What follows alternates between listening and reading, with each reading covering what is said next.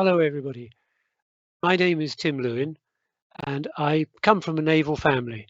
My late father joined the Royal Navy in 1939, and he was immediately posted to HMS Belfast, which is the subject of my presentation to you today. Now, my father died in 1999, and when he did, he left me with a request to continue his work to preserve the memory of veterans, particularly those of World War II, of which he was obviously one, and so is HMS Belfast. Now, Belfast occupies a special position in my life and the life of Great Britain. She was built in Northern Ireland, in the city of Belfast, after which she's named, believe it or not, on the adjacent slip to the Titanic, which is probably better known in film. Now, Belfast was built specifically for the war. She is a light cruiser, and before I go any further, I'd like to introduce you to the ship with a very short recording of the salute we did for the 70th anniversary of D-Day. This is how a cruiser sounds.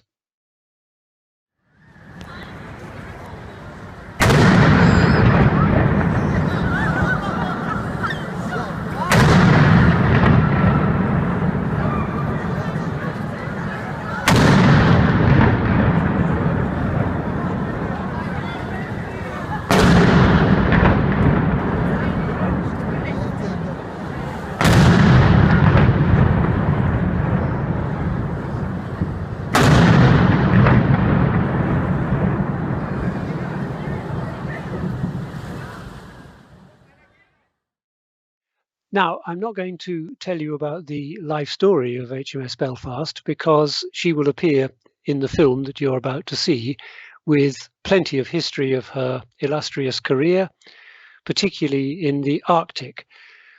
Now, the Arctic is an important point because HMS Belfast served almost 2 years on the Arctic Convoy duty. Now, when I came into contact with the director of the ship probably about 15 years ago at a Christmas party, he was telling me about the terrible condition of the masts of the ship, which these are steel lattice masts, as you will see in the film. And at that time, my principal occupation was in Russia, working with the development of the post-communist Russian economy. And simultaneously, it was a time of enormous growth in the Russian steel industry. So ship, mast, steel, Russia, steel. So I said to the director of the ship, why don't we approach the Russians? And he said, we don't know any Russians. So bearing in mind this was probably after the third or fourth glass of wine, I said, leave it to me, old chap, I know loads of them. So I created a project which we titled Last Witness, which translates nicely into Russian, Posledny Sviditel, trips off the tongue, as you see, and we took the project to Russia. We gained support morally from the Russian government, and long story short, we eventually succeeded in an agreement with a Russian shipyard, Severny Werft, the leading shipyard in St. Petersburg, who adopted the project on the basis that the mast that they would make would be a war memorial to all those who served in the Arctic campaign. And this is commemorated by a bronze plaque that is located on the boat deck of Belfast between the two 4-inch guns on the side nearest to the river bank. Now, the masts were not only fabricated in Russia as perfect replicas, they were delivered in a Russian ship and installed by a team of Russian shipwrights who came over and lived in the ship while they carried out the work. You will see all this being done. Now, when this was taking place, I asked the Imperial War Museum, who are the curators of the ship, whether they intended to make a film of the project, to which they said they didn't really have the capacity to do this. Now, stroke of good luck, one of my Russian clients and almost my oldest friend in Russia from my early days there, who had succeeded handsomely in business, had created 2 scholarship programs, one with the University of the Arts Film School and the other with Trinity Laban College of Music, which coincidentally has its home in King Charles Court at Greenwich, which is where my parents lived when my father was Commander-in-Chief for the Falklands War. So, nice circular bit of activity there.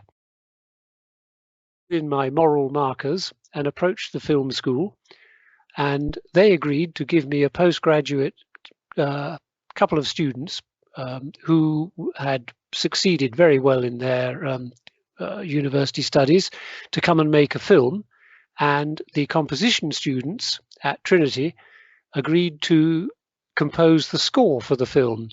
So what you will see is an entirely homemade effort, and an extremely professional one it is too. But you will also see interviews with some of our veterans, including Prince Philip. Now, you cannot have escaped, any of you, that Prince Philip died last year. Now, the veterans you see in the film, all but one have also died. Now, to steal an expression from the COP26 crew up in Glasgow, it's past 5 minutes to midnight for our veterans. It's 1 minute to midnight. Very soon, everything that happened in the Second World War will pass beyond living memory. So films like this that we made back in 2010 are precious and vital for what we do.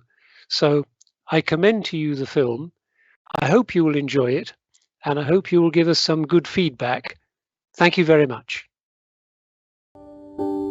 O eternal Lord God, who alone spreadest out the heavens and rulest the raging of the sea, who hast compassed the waters with bounds until day and night come to an end, be pleased to receive into thy almighty and most gracious protection the persons of us, thy servants, and the fleet in which we serve. Preserve us from the dangers of the sea and of the air, and from the violence of the enemy.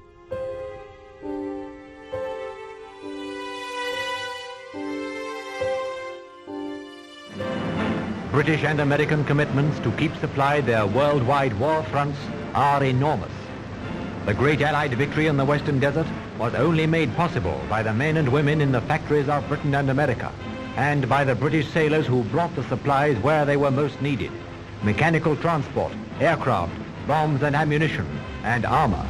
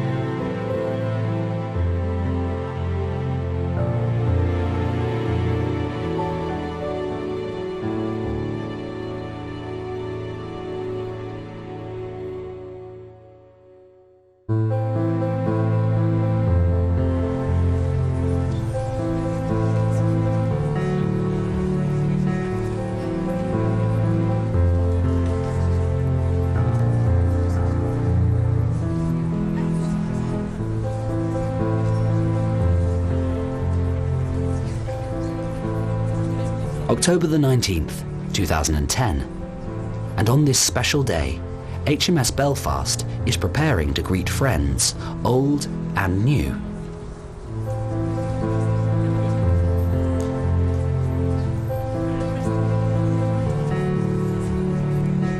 A crucial member of the so-called Arctic Convoys, ferrying supplies to Russia in World War II, HMS Belfast has earned its place in history.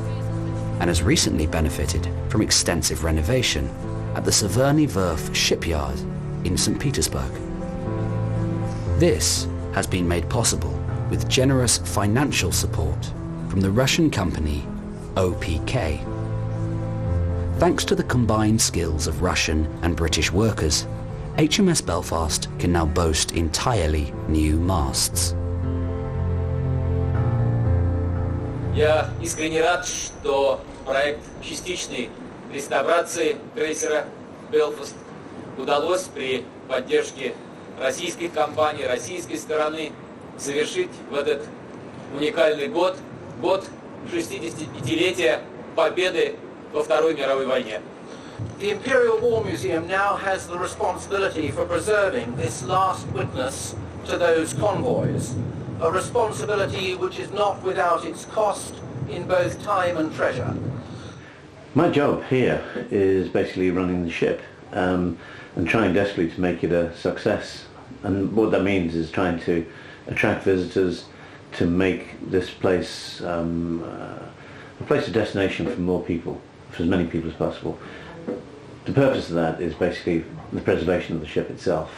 I mean, I believe it's a place that people really would like to see and should like to see and should be able to see. But it's basically the preservation of this historic site. The question of the masts came up originally about 5 years ago, and they explored possibilities for means of achieving getting new masts in place.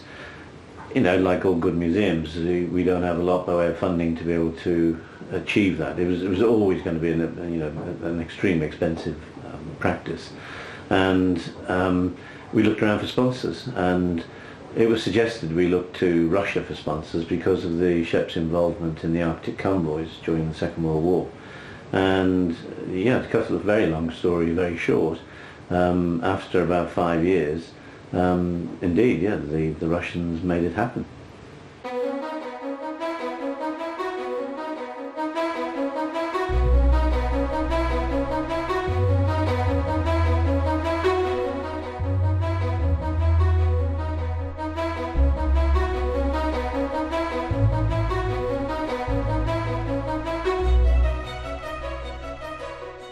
The origin of the project dates back to about 2005 and grew out of a conversation I had with the director of the ship when he told me about the condition of the masts and how much they were in need of repair.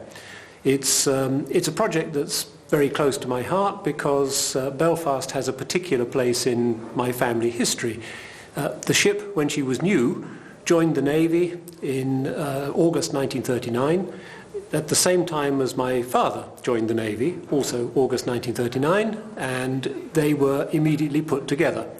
Belfast was at Scapa Flow, the base for the home fleet, and my father was sent directly from qualifying for naval officer training to join the ship. The basis of my request, the creation of the project, the Last Witness project, was to recreate the spirit of friendship that was generated during the dark days of the 1940s by asking the Russians to help us replace both the masts of the ship, which were then terminally rusted, with Russian replicas made of Russian steel by Russian engineers in a Russian shipyard and delivered here in a Russian ship, in a reversal of the convoys of the Arctic Convoy era. It's when you find out who your real friends are is when times are hard. Everybody's your friend in good times. As you know, on June 22nd, the Soviet Union was attacked by Hitler Germany and is today engaged in fierce battle, not only for its own existence, but in a cause common to all mankind.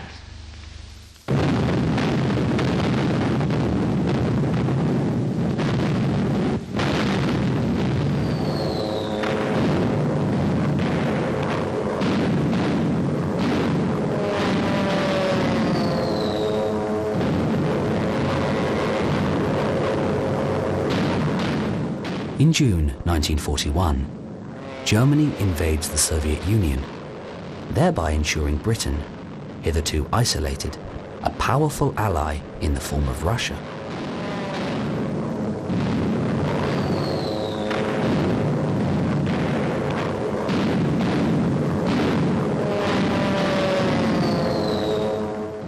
Already stretched in its resources and unable to open a second front, Britain can nevertheless offer support by supplying war materials.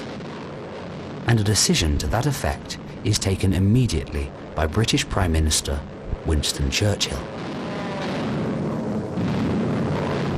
Today we are allies. Our people, as yours, suffered much from the common enemy. Tremendous effort must be spent and more sacrifice endured before the enemy is beaten.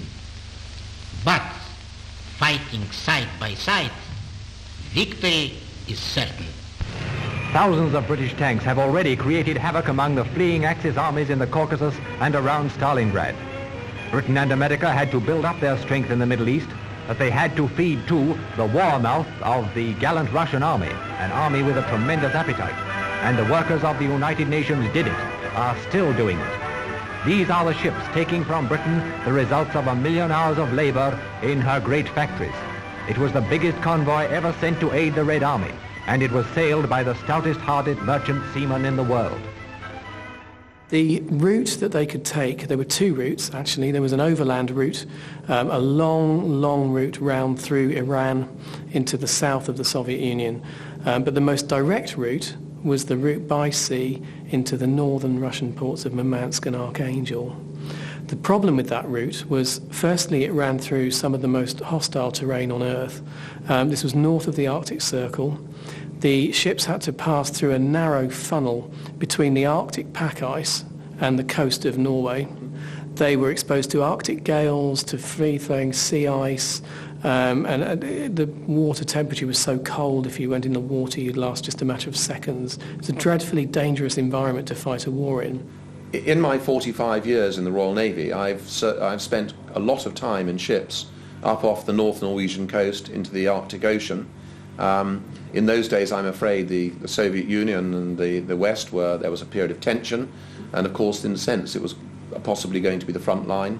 So I served a lot of time up there, and I know and understand what the people in the Arctic convoys had to go through.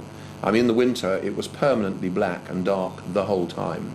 The sea sometimes was just appalling. The sea state was dreadful, heavy icing. On one occasion, I remember going to try and rescue a trawler that had ice forming on it so quickly that it was losing stability. Sadly, we didn't get there in time, and it capsized, disappeared with all the crew. So appalling conditions. And of course, in the summer, daylight all the time. So if you're going to be attacked, you've got no cover of darkness or anything like that. So I have a real feeling, that bone-chilling cold, the iron coastline covered in snow, the pitch black, the gales, the ice. I understand exactly what they must have gone through. And when I was there, we weren't fighting, of course. If you add the fighting to that, then so much worse. So I really understand what they went through. The British and the Americans took these convoys through really dangerous waters to various Russian ports to be able to deliver their supplies. And these were really German submarine-infested waters, and the casualty rates were very high, both among unarmed merchant vessels and indeed even armed naval vessels. And it was an extremely dangerous occupation.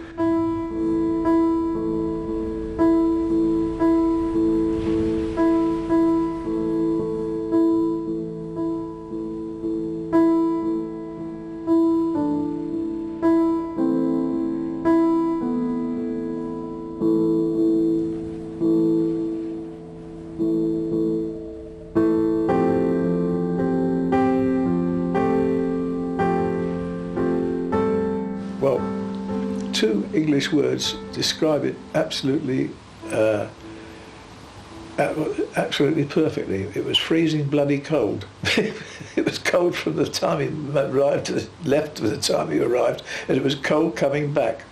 And the short times that we stayed in Murmansk, in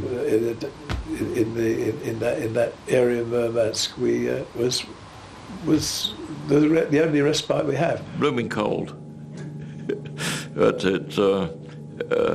Russians were very hospitable if you went ashore, and they really appreciated, I think, that we actually came and got them some food and supplies and whatever they wanted.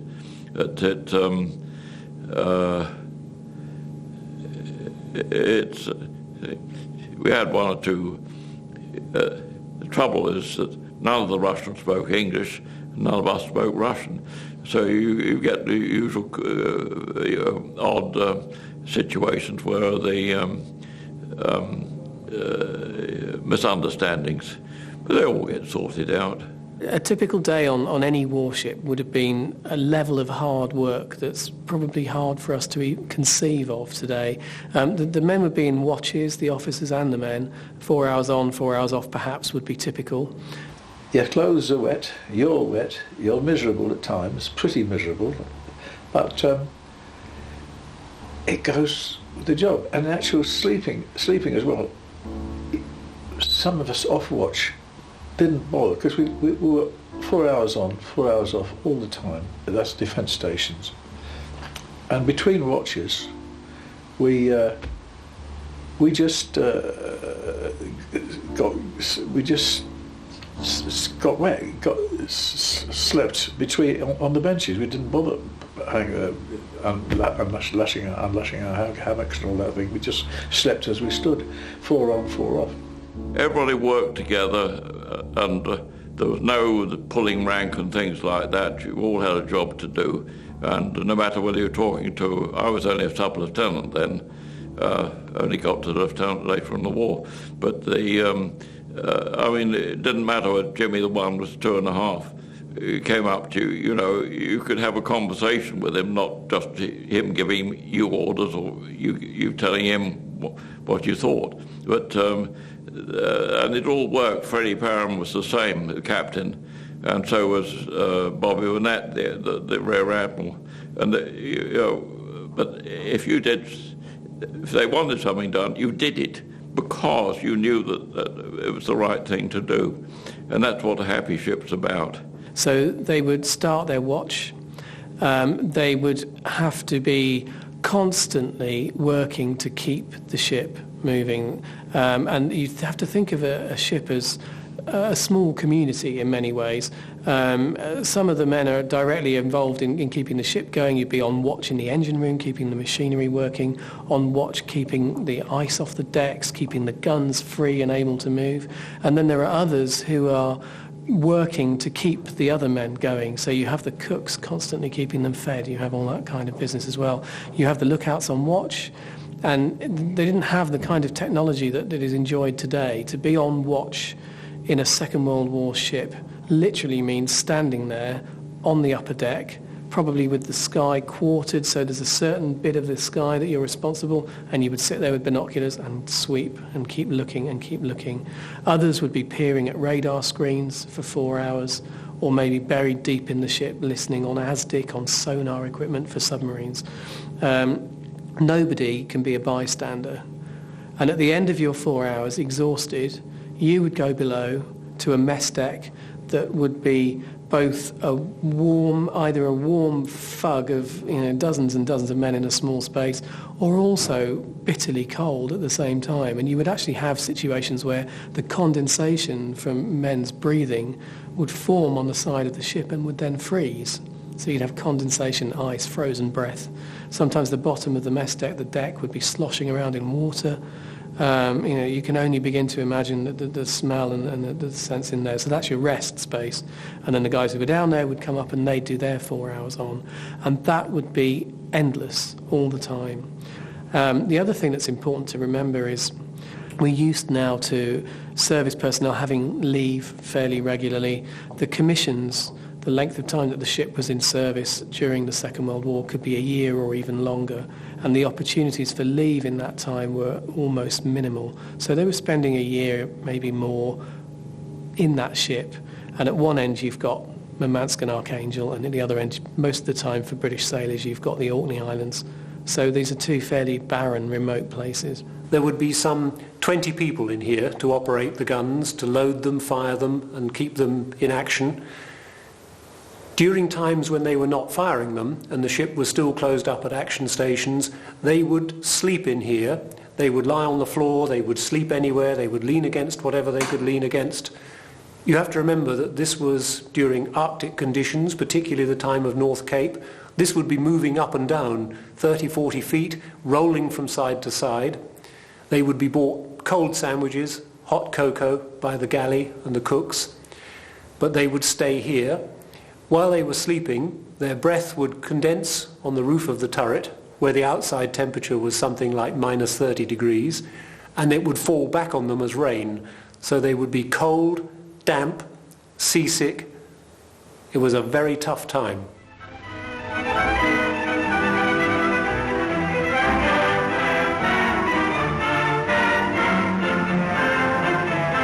That convoy made headlines.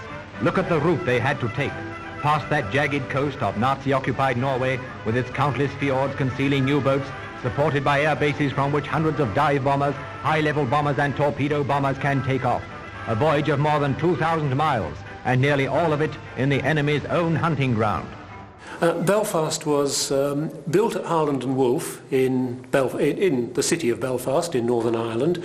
She was actually built on the adjacent slip to where the Titanic had been built, which fortunately didn't have too many implications for the ship.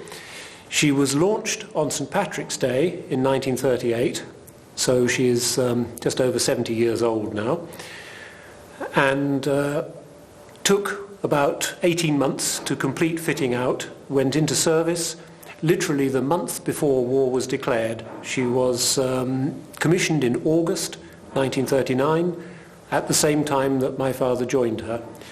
She went immediately into service. In fact, she was involved in an action very early on in the war when she captured the trading vessel Cap Norte, German, I believe, Hamburg America line ship, which was trying to run back to Hamburg and escape the blockade of Germany. She was captured by the Belfast. I think the Belfast sent across a boat, rowing boat, pulled by sailors, with a midshipman in charge, and history relates that it was my father who was in charge of the whaler.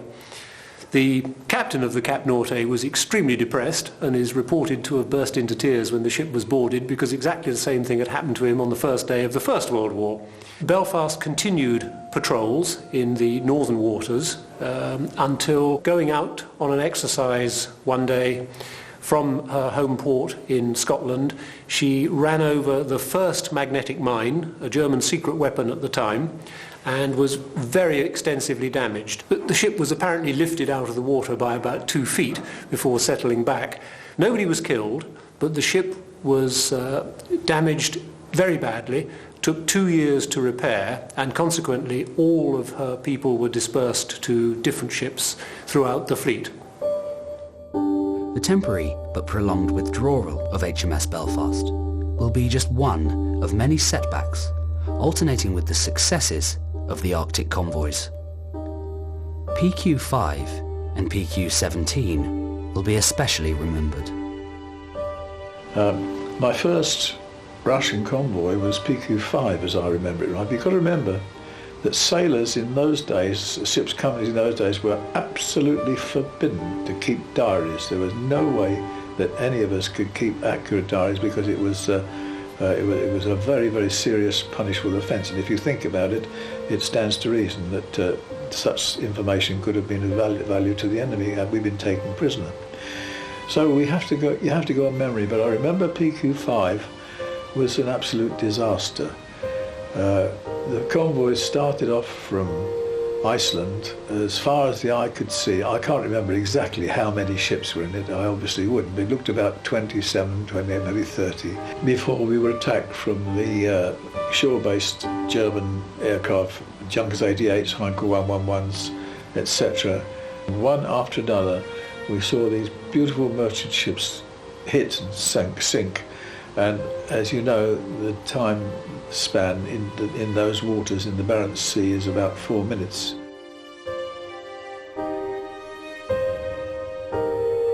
Between August 1941 and May 1945, 78 convoys will be deployed, some 1,400 merchant ships, delivering vital supplies.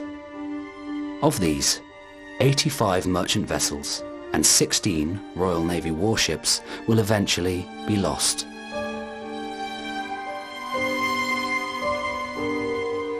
The first series, PQ Outbound and QP Homebound, will run from September 1941 to September 1942. These convoys run twice monthly, but will be interrupted in the summer of 1942 when the series is suspended after the disaster of PQ-17, the worst loss of any convoy in World War II. The tragedy of PQ-17, which continues to fascinate everybody by the sheer size of the losses, did not really involve Belfast. The threat to convoys was very much more from submarines and aircraft in those times, and big ships were considered very much at danger from submarines and aircraft, so they were kept at a distance in case there was a surface threat from the German capital ships like Tirpitz or Scharnhorst or one of the others that were known to be in Norwegian waters. The Germans started to concentrate their surface fleet in Norway. So instead of using their surface ships in the Atlantic, everything that they had left as the war went on was moved into Norway, and they had almost what's called local superiority, i.e. the British Navy was bigger all over the world, but in that particular area there were almost as many German ships. And where this became a problem is that the Royal Navy then had to heavily escort these convoys. The Arctic convoys were more heavily escorted than any other convoys routes in the world. And they had to use large ships like HMS Belfast to protect the convoys from the German battleships. And the problem they had then was that you had two very different types of threat. If your convoy was threatened by a big, heavy surface ship, the appropriate response was to scatter the ships. Because then that ship would have to spend its entire time searching for them one by one. If your convoy was attacked by aircraft or by submarines, you wanted to keep it together so that the convoy escort could go round. And this dilemma comes to a head in 1942 with convoy PQ-17. PQ-17 sails from Iceland. It gets halfway to Murmansk and a signal is received that the battleship Tirpitz is coming out to attack it. They immediately take the appropriate response and scatter the convoy, but as it happens, Tirpitz is not coming. Belfast and the destroyer in which my father was then serving, HMS Ashanti, who was escorting Belfast, were some hundreds of miles in the distance. Their job was to rush forward in the event of a surface threat. As it happened, the surface threat never materialised. The Tirpitz had come out of its fjord in Norway, turned round and gone back. Unfortunately, it went back in fog, so nobody saw it return. Everybody believed it to be at sea. And what the Germans are able to do then is pick off those individual ships which are unprotected using their aircraft and their submarines. PQ-17 is the low point of the Arctic convoys. Well over half of the ships are sunk. The loss of life is enormous. The amount of war material that is sent to the bottom would have taken the German army months to destroy on land, and it's a significant success for the Germans. Only 11 of the 35 merchant ships in the country succeed in running the gauntlet of U-boats and German bombers. When eventually the Belfast returns to action in late 1942, its hull has been reconstructed and strengthened, and its firepower increased. Armour and radar equipment have been added to make it arguably the most powerful cruiser in the Royal Navy at the time. I joined her when she recommissioned in 1942, which was about October 42, I think it was, and she broke her back on the first magnetic mine coming out of Rosyth Harbour in 1940, I think it was.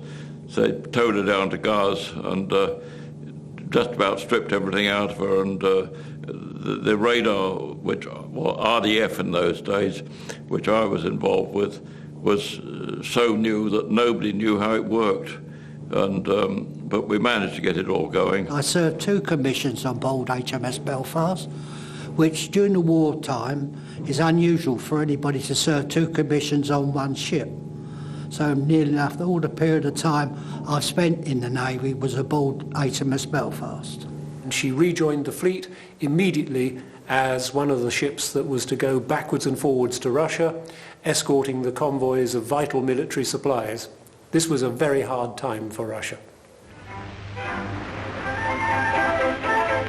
In the danger zone, and from now on, there was scarcely any let-up from action.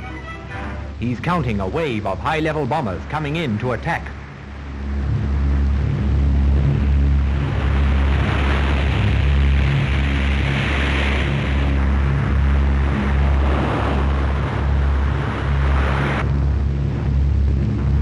The next attack was low-level. Torpedo bombers coming in mast-high, deck-high, with a hail of gunfire going after them.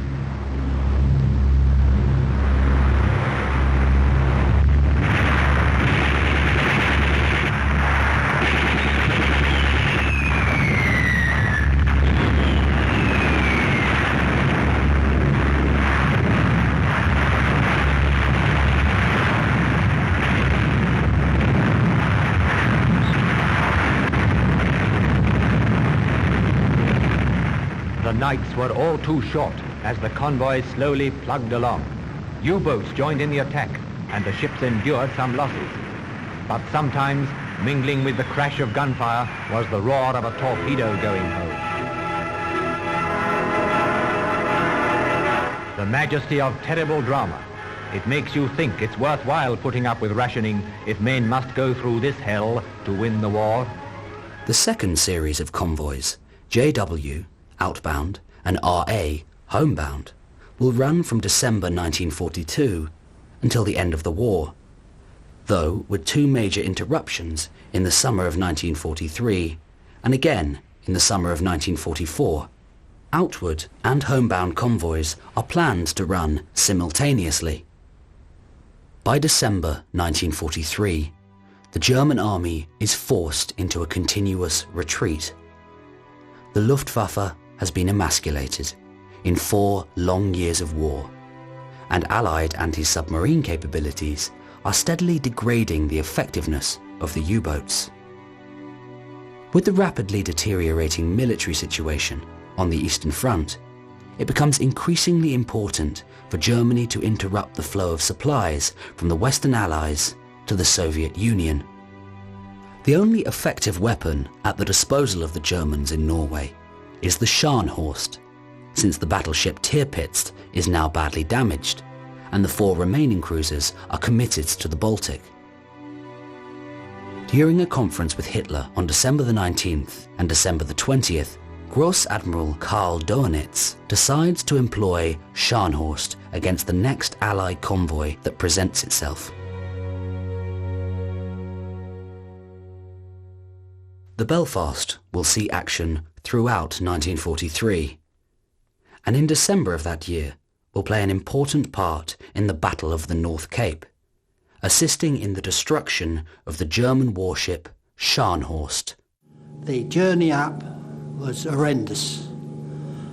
What with the U-boats knocking about, surface craft, aircraft, and also the anticipation that we may come across a surface radar like the Tirpitz or the Scharnhorst, which we eventually met up with on Boxing Day 1943, 26 of in 1943. That was on Boxing Day. The convoy JW-55B is targeted by the German battleship Scharnhorst.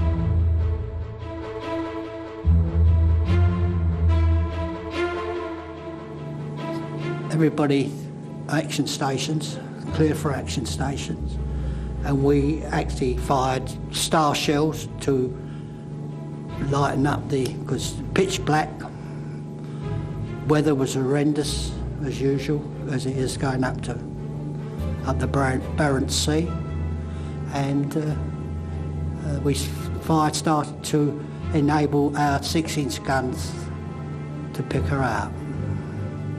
And then other craft come to help out on that particular day. 2 British warship forces are in the area. And on Boxing Day, the Scharnhorst is sunk by HMS Duke of York and her escorts. Belfast and the other 2 cruisers which were with her, one of which was, I think, was Norfolk, were never the close escort. They were there in case Scharnhorst or any of the other Admiral ships came out. And on a subsequent convoy, when I left her, Scharnhorst did come out. We finished her off. Only 36 survivors are pulled from the icy sea out of a crew of 1,968. Admiral Bruce Fraser will prove gracious in victory. Gentlemen, the battle against the Scharnhorst has ended in victory for us. I hope that any of you who are ever called upon to lead a ship into action against an opponent many times superior will command your ship as gallantly as the Scharnhorst was commanded today. After the battle and the final sinking of the Scharnhorst, Admiral Fraser signalled the Admiralty in London in plain language, very economic. Scharnhorst sunk. The Admiralty, slightly less economic, signalled back, grand, well done. It's worth noting that there were no British losses in the sinking of the Scharnhorst, which was memorable because this was the last time in the history of the sea that big ships would fight a gun duel at sea. It was the passing of an era.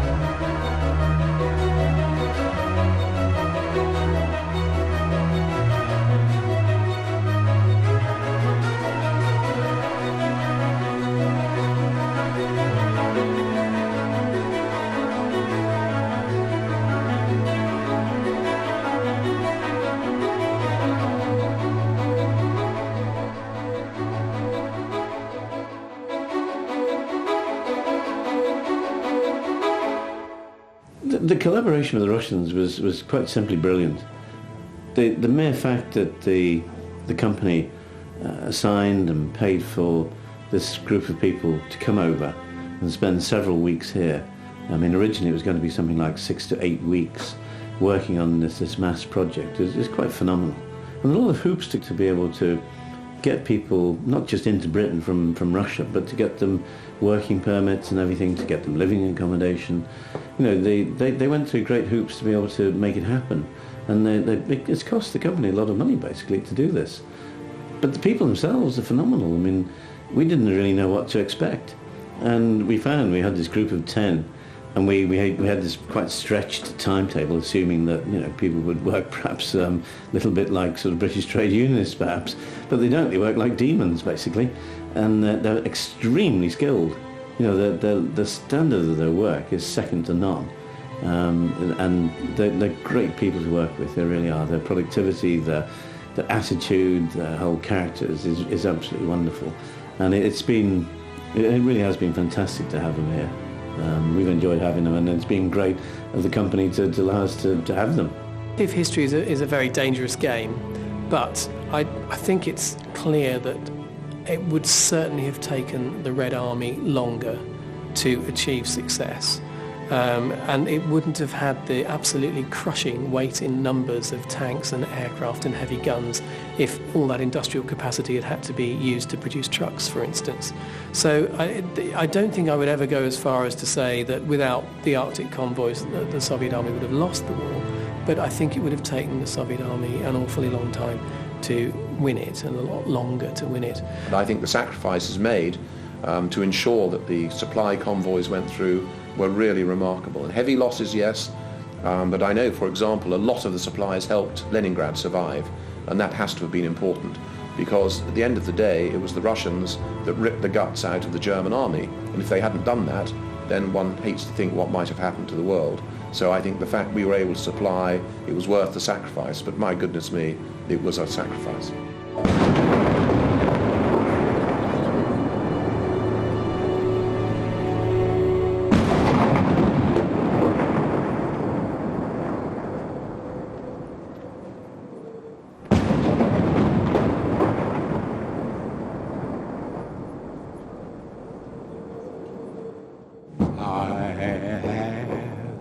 Often walked down the street before, but the pavement's always been beneath my feet before. All at once am I several stories high, 'cause I'm there on the street that you... Oh, joy. Are there lilac trees in the heart of town? Can you hear a lark in any other part of town? Does enchantment pour out of every door? No, it's just on the street where you live. That overpowering feeling that somehow I know you are near. That overpowering feeling that any second you may suddenly appear. People stop and stare, they don't bother me, for there's nowhere else on earth I know I'd rather be. Let the years go by, oh, what care if I can be here on the street where